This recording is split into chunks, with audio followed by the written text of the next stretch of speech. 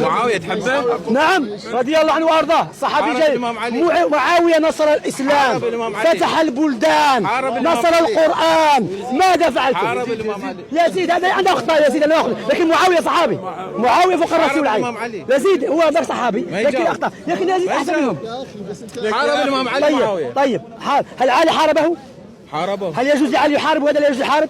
لا يجوز علي يحاربه. ليش؟ هذا لا يجوز، هذا يجوز. علي مع فلأجل ذلك نقول لا، هذا ما في حديث، هذا كذب. مع الحق. طيب اذا كان لا لا لا لا لا لا اخي حبيبي لا لا حبيبي لا حبيبي دقيقة أين الحديث؟ أين الحديث؟ مع علي تكون ولا مع خليه يتهرب.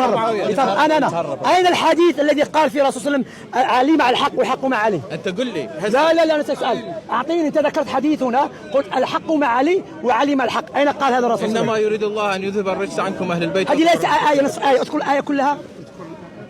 ما هي دليل؟ إنما يريد الله. لا هذه ليس آية، هذه ليس آية. النبي قال الآية وقمنا في بيوتكن ولا تبرجن تبرج الجاهلية الأولى وأقمنا الصلاة وآتينا. الآية اسمع، احترم القرآن، احترم القرآن، احترم القرآن. أنت تفهم القرآن أكثر من النبي؟ والله أنا نصراني أحسن بعدين.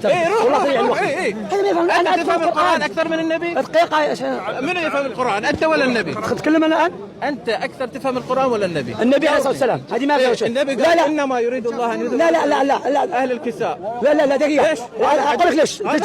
جاوب. لأن من القرآن نأخذ بأن الأزواج من أهل البيت، ومن الحديث نأخذ بأن الحسن والحسين وفاطمة رضي الله عنهن وعلي رضي الله عنهم وأرضاهم. خليني أكمل يا معاذ، لابد خليني أتكمل أول. وأرضاهم من أهل البيت. فالقرآن الذي أنت لا تحب القرآن، أنا أراك لأن لأجل ذلك القرآن الأزواج من أهل البيت، ودليل ذلك قول الله تبارك وتعالى.